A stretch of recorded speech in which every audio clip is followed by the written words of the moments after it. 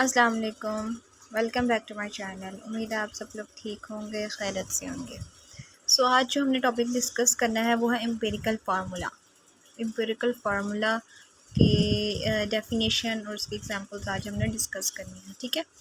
तो video start करने से पहले मेरे चैनल को सब्सक्राइब कर दें, वीडियोज़ को लाइक कर दें और बेल आइकन का प्रेस कर दें। चलते हैं हम अपने टॉपिक की तरफ।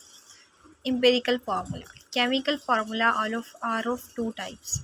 केमिकल जो फार्मूला होता है वो दो तरह का होता है।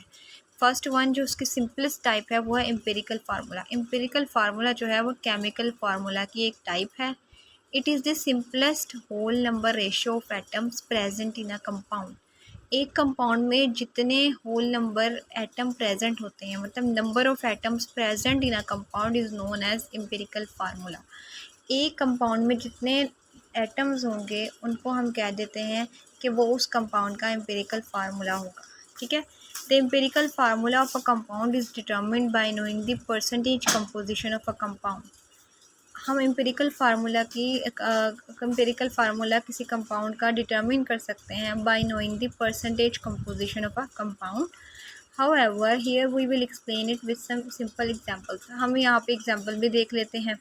The covalent compound silica, sand, जिसको हम सैंड कहते हैं, सिलिका को हम सैंड कहते हैं, has simplest ratio 1:2 of silicon and oxygen respectively.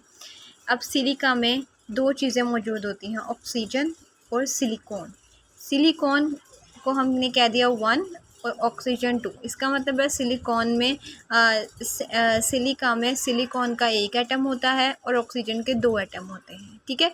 और इसका इसी तरह से एम्पिरिकल फार्मूला क्या बनेगा, SiO। Si सिलिकॉन का Si और O2। सिलिकॉन एक है तो यहाँ पर एक नहीं लिखेंगे, सिलिकॉन से हमें पता चल जाएगा ये एक ही है। और O के हमारे पास 2 एटम है तो यहाँ पे 2 लिख देना है।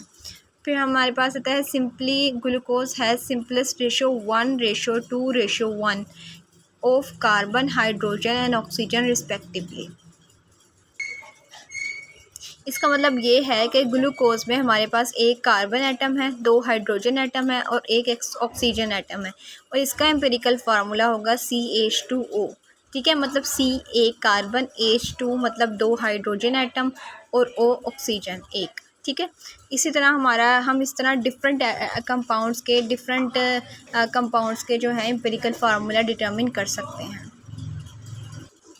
तो हम कंपाउंड्स की जो एटम्स हैं उनकी रेशो से उनका एम्पिरिकल फार्मूला जो है वो डिटरमिन कर सकते हैं। As discussed earlier, the ionic compound exist in 3 dimensional network forms. जैसे हमें पता है कि आयनिक कंपाउंड जो होते हैं उनकी 3 डायमेंशनल नेटवर्क फॉर्म होती है।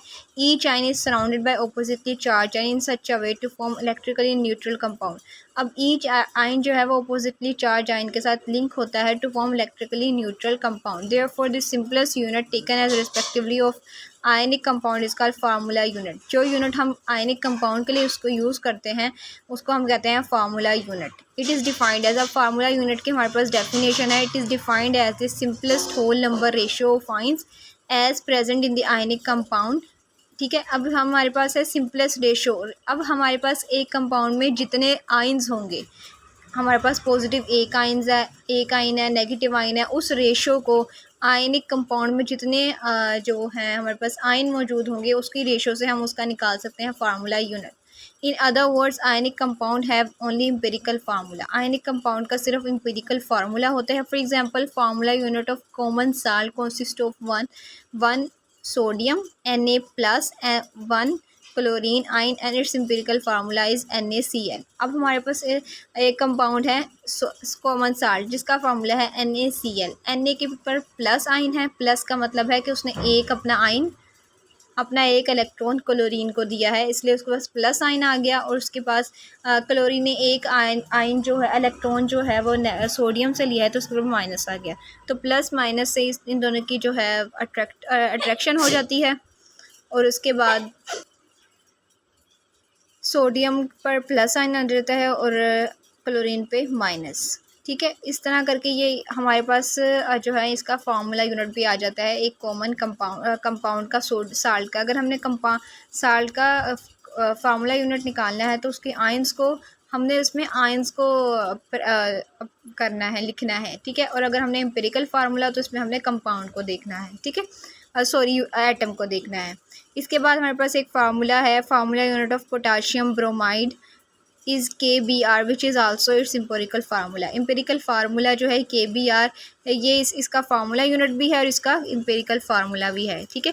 क्योंकि दोनों में जो है हमारे पास आयंस शो हो रहे हैं और इसके अलावा हमारे पास यहाँ पे एटम्स भी शो हो रहे हैं पोटाशियम ब्रोमाइड के, ठीक है।